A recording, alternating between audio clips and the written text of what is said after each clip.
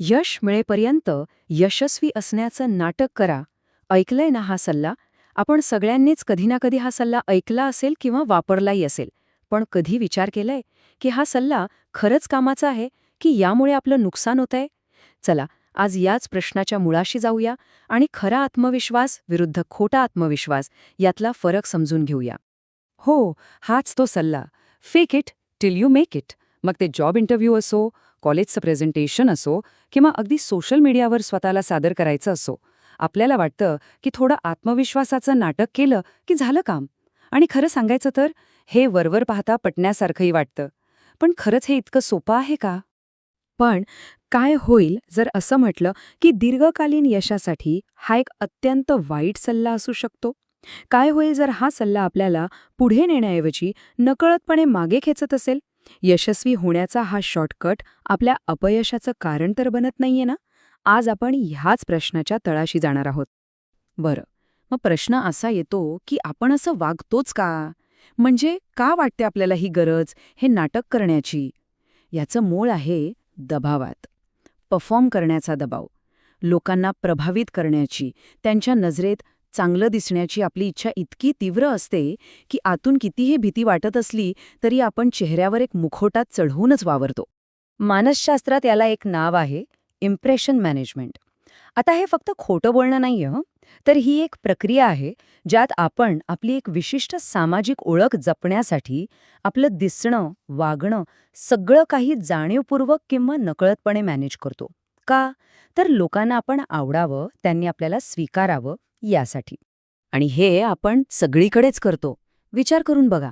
डॉक्टरचा पांढरा कोट, वर्गात लक्ष असल्याचं नाटक करणारा विद्यार्थी किंवा नोकरीसाठी घातलेला तो कडक इस्त्रीचा ड्रेस आणि अर्थातच आपलं अगदी काळजीपूर्वक तयार केलेलं सोशल मीडिया प्रोफाईल. हे सगळं काय आहे? हा एक अभिनयाचा आहे आणि या सगळ्याच्या मुळाशी एक भीती आहे की जर आपलं खरं रूप जगासमोर आलं तर लोक आपल्याला नाकारतील, कमी लेखतील. पण ह्या नाटकाची एक मोठी किंमत चुकवावी लागते.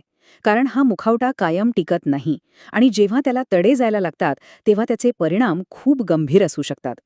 मग ते आत्मविश्वासाचं नाटक असो किंवा खराखुरा अति आत्मविश्वास, दोन्हीही तितकेच धोकादायक ठरू शकतात. प्रसिद्ध मानसशास्त्रज्ञ डॅनियल काहनेमन यांचं हे वाक्य बघा.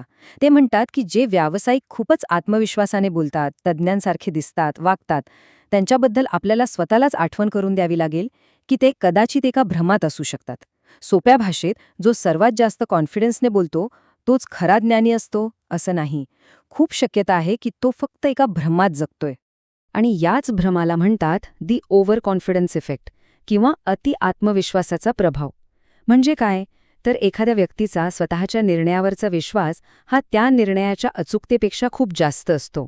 आपल्याला वाटतं की आपण 100% बरोबर आहोत, पण प्रत्यक्षात तसं नसतं. आणि गंमत म्हणजे काय माहितीये? हा मानसिक पूर्वग्रह आपल्या सगळ्यांमध्ये कमी अधिक प्रमाणात असतोच. आता हा अतिआत्मविश्वास प्रामुख्याने 3 प्रकारे दिसून येतो. पहिला आहे ओव्हर एस्टिमेशन, म्हणजे आपण प्रत्यक्षात आहोत त्यापेक्षा स्वतःला जास्त हुशार समजणं. दुसरा आहे ओव्हर प्लेसमेंट, म्हणजे इतरांच्या तुलनेत आपणच श्रेष्ठ आहोत असं चुकीच्या पद्धतीने मानणं. आणि तिसरा ओव्हर प्रिसिजन, म्हणजे आपल्या मतांच्या अचूकतेबद्दल अवास्तव, म्हणजे गरजेपेक्षा जास्त खात्री असणं. चला, एका उदाहरणाने हे आणखी स्पष्ट होईल. हा आकडा बघा, 81%. तब्बल 81% नवीन उद्योजकांना असं वाटतं की त्यांच्या यशस्वी होण्याची शक्यता 70%पेक्षा जास्त आहे. पण वास्तव काय आहे?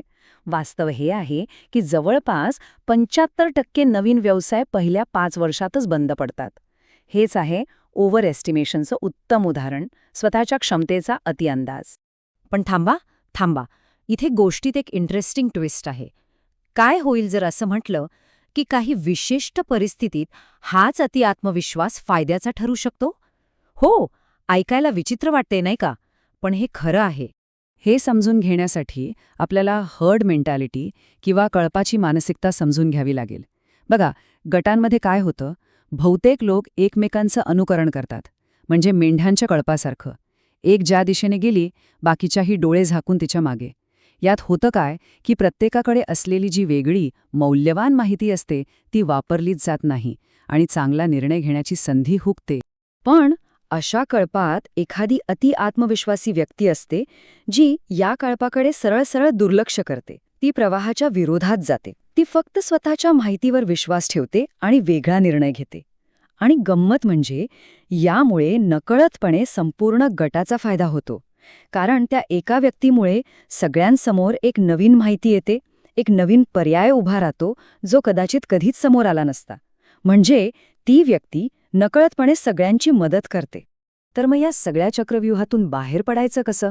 हे नाटकीपण, हे मुखवटे बाजूला सारून अस्सल, खरा आणि टिकाऊ आत्मविश्वास कसा मिळवायचा? चला आता ह्याच्या उपायांबद्दल बोलूया. नाटकीपणाकडून शक्तीकडे जाण्याचा मार्ग पाहूया. आता इथे खोटा आणि खरा आत्मविश्वास यातला फरक अगदी स्पष्ट दिसतोय. बघा, खोटा आत्मविश्वास तयारीचं फक्त नाटक करतो, तर खरा आत्मविश्वास प्रत्यक्ष क्षमतेतून येतो. खोटा आत्मविश्वास चुका लपवतो, तर खरा आत्मविश्वास त्या चुकांमधून शिकण्यासाठी त्या स्वीकारतो. खोटा आत्मविश्वास सतत बाहेरून कौतुकाची, मंजुरीची वाट बघतो, तर खरा आत्मविश्वास असलेला माणूस मोकळेपणाने मदत मागतो. आणि सगळ्यात महत्त्वाचं, खोटा आत्मविश्वास हा एक देखावा आहे, तर खरा आत्मविश्वास हा रोजचा सराव आहे, तो क्षमतेचा आणि मेहनतीचा परिणाम आहे.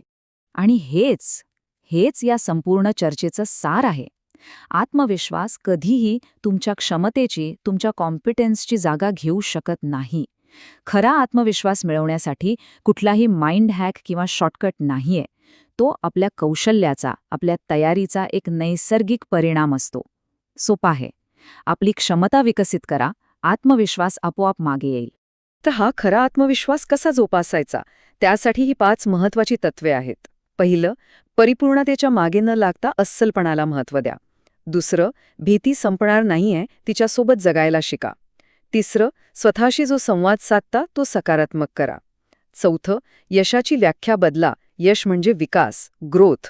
आणि 5वं, आत्मविश्वासाकडे एक ध्येय म्हणून नाही, तर एक रोजची प्रॅक्टिस, एक सराव म्हणून बघा. हे दिखाव्याकडून खऱ्या विकासाकडे नेणारे मार्ग आहेत.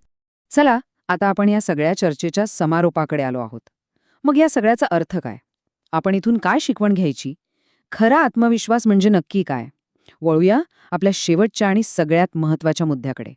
तर एक गोष्ट लक्षात ठेवा, आपलं ध्येय अधिक आत्मविश्वासू बनणं हे नाहीच आहे, तर आपलं ध्येय अधिक आपण स्वतः बनणं आहे.